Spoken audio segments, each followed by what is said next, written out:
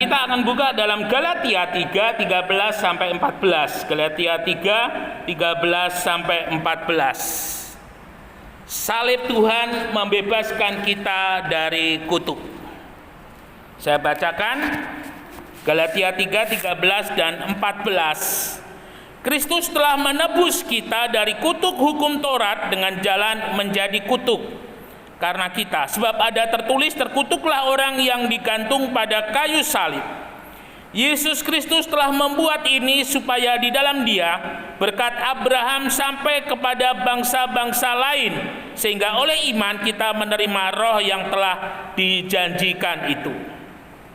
Saudara yang dikasihi oleh Tuhan, dalam kitab Kejadian pasal yang ketiga, kalau Bapak Ibu Saudara perhatikan, setelah manusia makan buah pengetahuan baik dan jahat, dan Tuhan tahu dan Tuhan mengutuk, ya, ular dikutuk, lalu kemudian tanah dikutuk, lalu kemudian laki-laki dikutuk, perempuan juga dikutuk.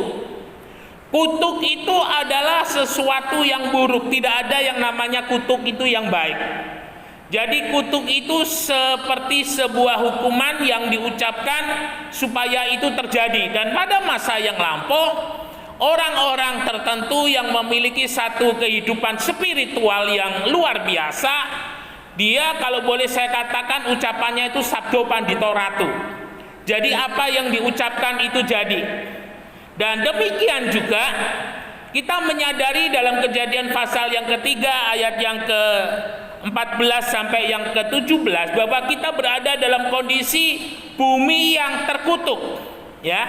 Artinya bumi yang terkutuk itu adalah bumi yang tandus, bumi yang tidak bersahabat, bumi yang mengeluarkan semak belukar, yang notabene semuanya itu tidak menjadi bagian dari yang Tuhan ciptakan. Karena yang Tuhan ciptakan pada Kejadian pasal yang pertama itu semuanya baik. Bumi menumbuhkan tanaman, semuanya bermanfaat, semuanya baik. Tetapi setelah kejatuhan daripada manusia, maka bumi itu menjadi terkutuk. Bapak Ibu Saudara yang dikasihi oleh Tuhan, kita sadar bahwa di dalam kehidupan kita sebagai orang-orang yang percaya kepada Tuhan, seringkali kehidupan kita juga memiliki satu kehidupan yang belum dimerdekakan, ya. Karena melalui salib Kristus, ketika Kristus katakan tetelestai, sudah selesai, sudah genap, artinya semua kutuk itu sudah ditanggung oleh Tuhan, ya. Semua yang tidak baik, semua yang jelek, semua yang buruk itu sudah ditanggung oleh Tuhan sebagai kutuk. Ketika Yesus mengatakan tetelestai, sudah selesai, sudah genap, dan kalau dijabarkan lebih jauh, sudah dibayar lunas kutuk-kutuk yang ada di dalam kehidupan kita. Jadi satu ayat di dalam Korintus mengatakan Yesus kaya, rela menjadi miskin supaya oleh kemiskinannya kita menjadi kaya. Artinya bahwa ketika Yesus disalib menjadi jalan di dalam kehidupan kita. Kalau di dalam Galatia tadi, menerima berkatnya Abraham, ya. Berkatnya Abraham itu secara materi, secara jasmani, dan juga secara rohani. Itu adalah berkat dengan standar yang luar biasa. Saudara bisa bayangkan yang Tuhan jadikan kepada Abraham, sebatas mata Abraham memandang, maka tanah itu diberikan oleh Tuhan kepada Abraham. Tidak tahu persis ketika di antara kota Sodom dan Gomora itu Tuhan bawa kemana Abraham.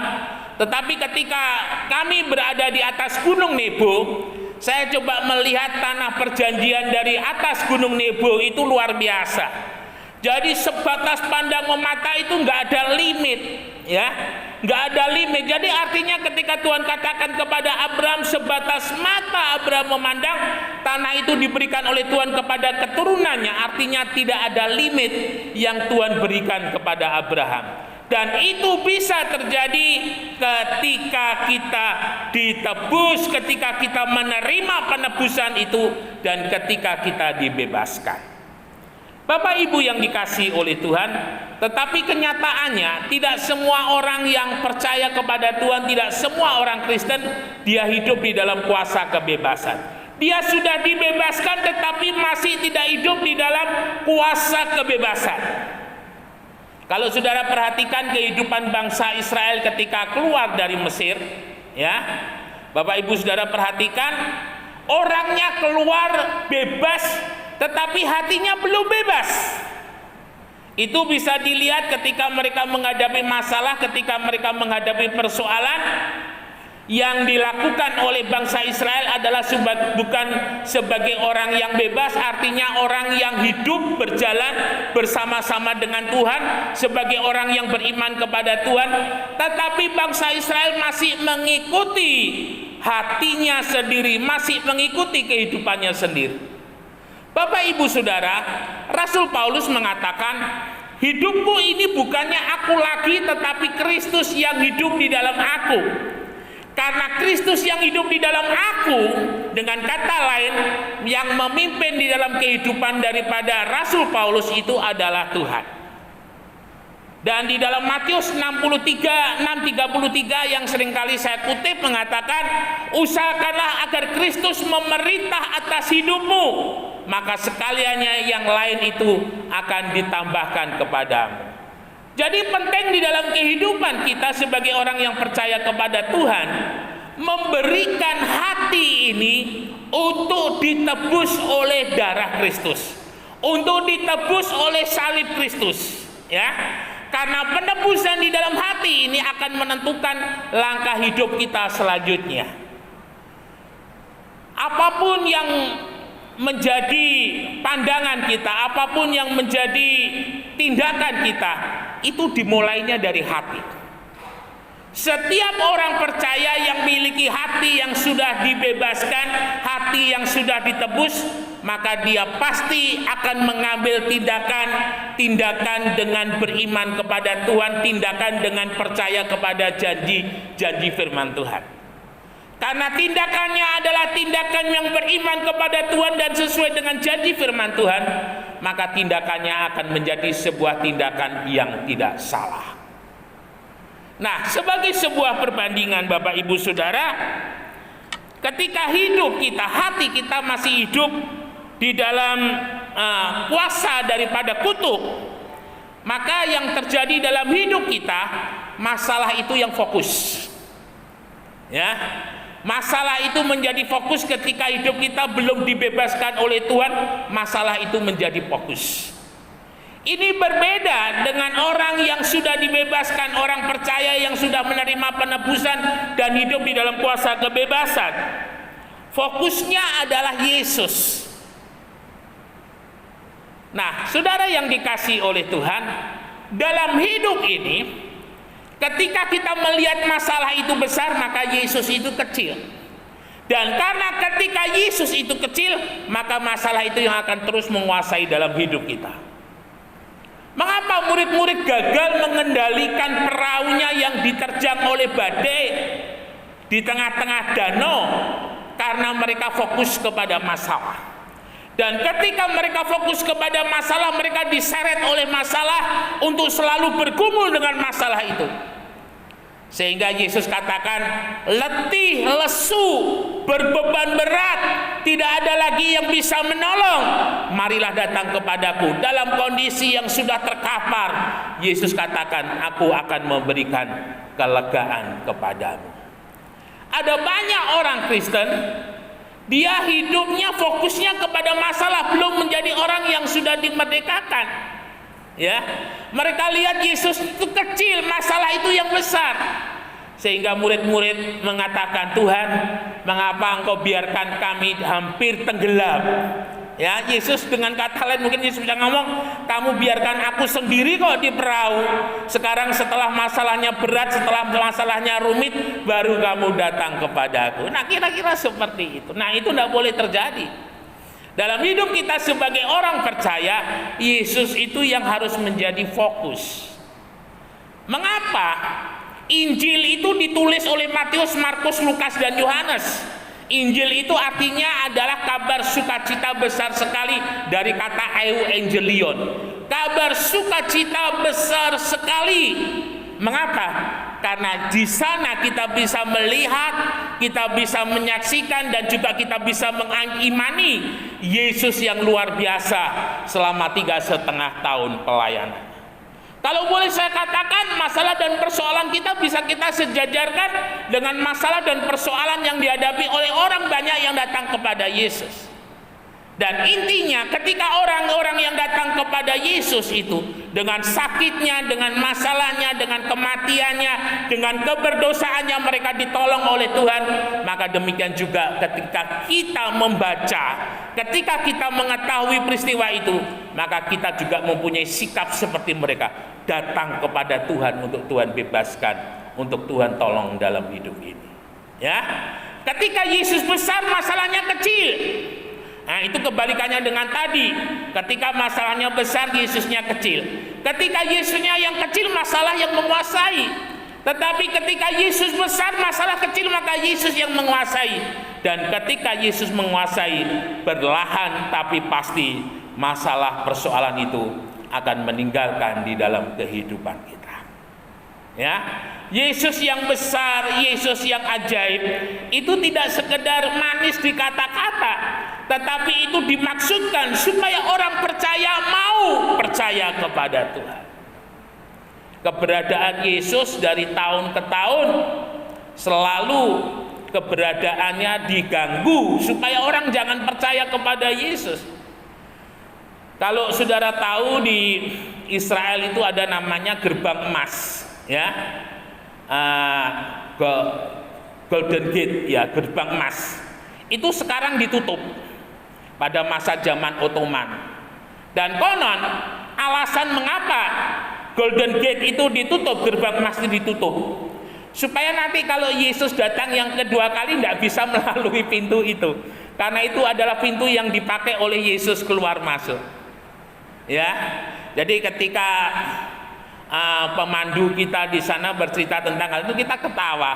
Masa Yesus mau dibatasi, Yesus yang tidak terbatas mau dibatasi dengan Golden Gate, sesuatu hal yang aneh, sesuatu hal yang lucu, tapi kenyataannya seperti itu. Bapak Ibu Saudara yang dikasihi oleh Tuhan, jadikan Yesus itu sebagai fokus di dalam hidup ini, sebagai bukti bahwa kita sudah dibebaskan oleh Tuhan. Lalu kemudian yang kedua, orang yang sudah dibebaskan oleh Tuhan itu tuntunan hidupnya itu adalah Tuhan. Kompas hidupnya itu adalah Tuhan. Kulon derek Gusti, kulon derek Gusti, datang pundi Gusti tindak, kulon derek Gusti. Ya, kemana Tuhan tuntun kita ikut. Rancangan Tuhan untuk kita ini adalah rancangan damai sejahtera, bukan kecelakaan. Yang lalu pernah saya sampaikan, ada sebuah penulis yang meneliti, itu sepertinya kalau saya yakin itu enggak satu orang, tetapi beberapa orang, yang menulis tentang keberadaan 100 orang, ya, mulai tahun 1800 berapa sampai tahun 1900 berapa, yang 100 itu ada sampai 100 keturunan, itu dibandingkan keturunan orang yang percaya dan sungguh-sungguh, dan keturunan orang Kristen yang sungguh-sungguh, dan orang Kristen yang tidak sungguh-sungguh. Nah, ketika disandingkan 100 orang keturunan daripada orang percaya yang sungguh-sungguh, itu semuanya sukses. Dia menjadi seorang saudagar, dia menjadi seorang profesional, dia menjadi seorang senator begitu kira-kira. Tetapi 100 orang yang hidupnya tidak takut Tuhan, tidak dipimpin oleh Tuhan, itu hanya beberapa dari keturunannya itu yang sukses, tetapi tidak sukses-sukses amat. Tapi hampir semuanya itu mengalami kegagalan. Dan dari sini kita bisa mengambil satu kesimpulan, bahwa dipimpin oleh Tuhan itu pasti akan membawa kepada masa depan yang penuh pengharapan. Mengapa kita perlu dipimpin oleh Tuhan? Hari esok tidak ada yang tahu, minggu esok tidak ada yang tahu, bulan esok tidak ada yang tahu, tahun depan tidak ada yang tahu, tetapi Tuhan tahu. Jadi kalau kita berjalan di dalam pimpinan kita sendiri, kita berjalan seperti orang buta. Orang yang tidak tahu harus kemana melangkah, orang yang tidak tahu harus apa yang dikerjakan dan dilakukan. Sehingga yang menjadi goalnya pada waktunya adalah kegagalan. Bangsa Israel yang mayoritas selain daripada Musa, Kaleb dan Yusak, mereka semuanya mati.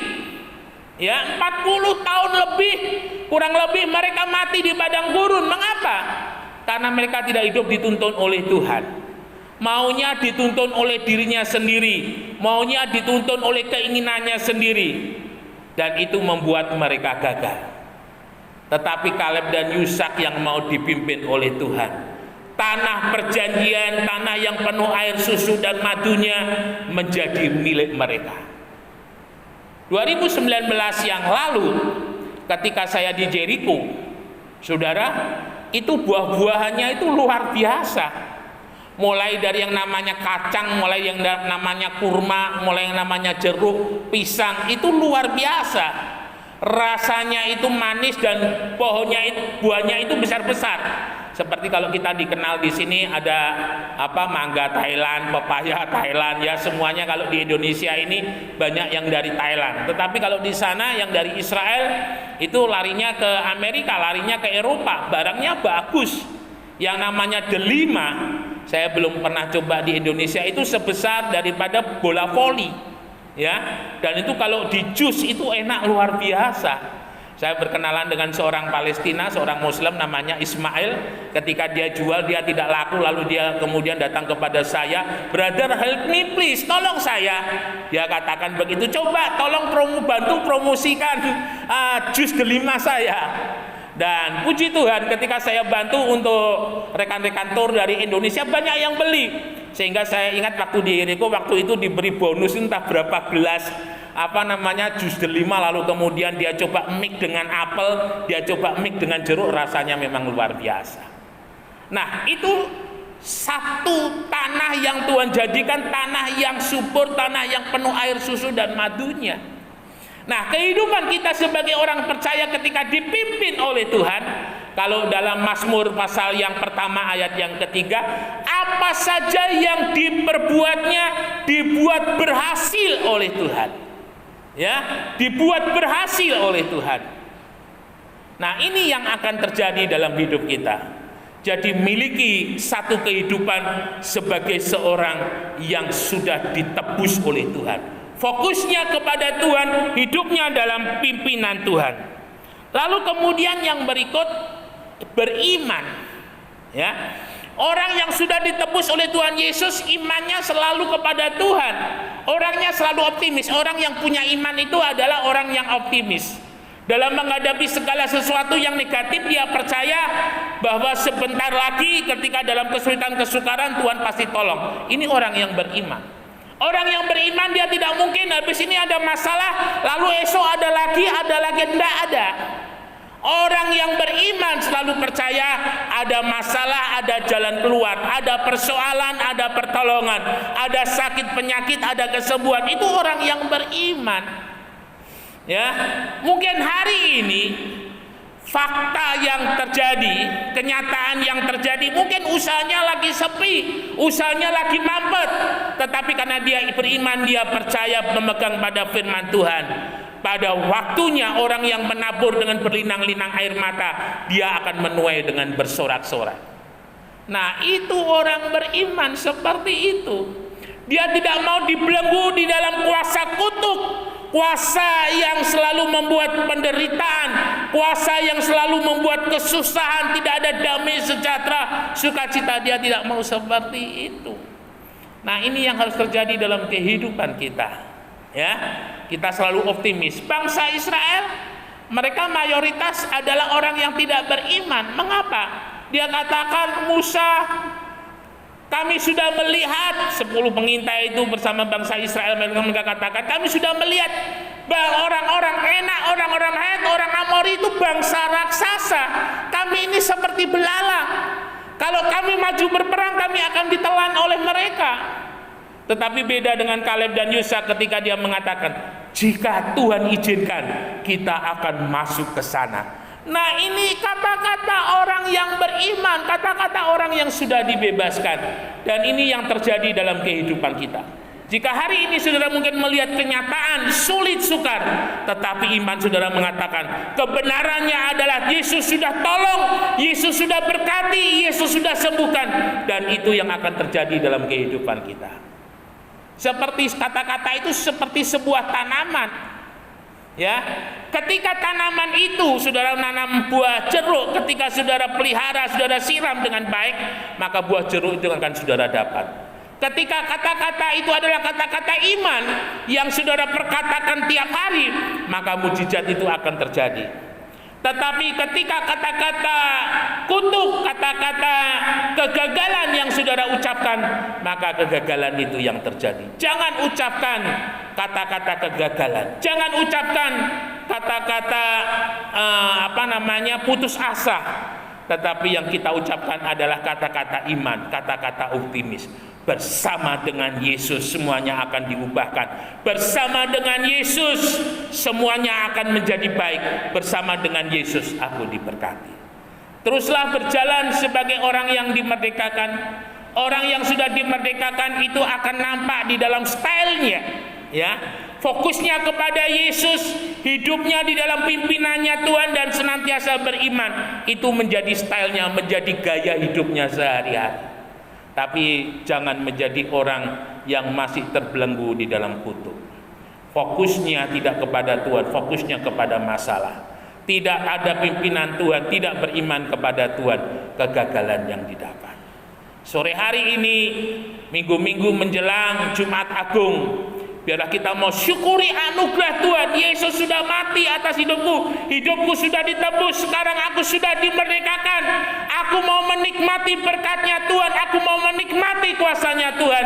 Dan aku sudah terlepas dari kutuk untuk menjadi orang yang diberkati. Immanuel, Tuhan Yesus memberkati, beri kemuliaan bagi nama Tuhan. Mari kita